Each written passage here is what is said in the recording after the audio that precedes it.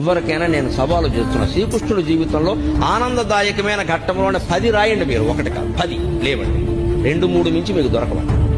విషాద ఘట్టాలు రాయండి అమ్మా, నేను చెబుతున్నా ఓ 25 దొరుకుతా, ఓ 25. అది శ్రీకృష్ణుడి జీవితం.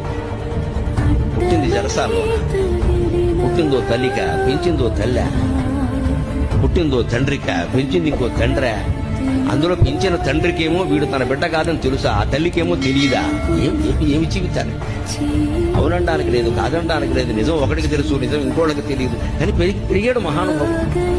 పుట్టగానే చంపేస్తారనే మేనమామ. మనం ఎంత అదృష్టవంతులు ఉండే అటువంటి మేనమామలు మనకు లేదు. పుట్టని చంపేస్తారనే మేనమామ కత్తెట్టు కూర్చున్నాడు ఆ జైలు దగ్గర. అదే ఆ శ్రీకృష్ణుడి జీవితం.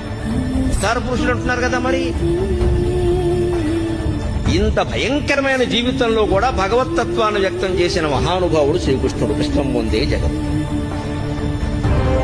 పరిత్రాణాయ సాధూనా వినాశాయ చ దుష్కృతా ధర్మ సంస్థాపనార్థాయ సంభవామి యుగే యుగే.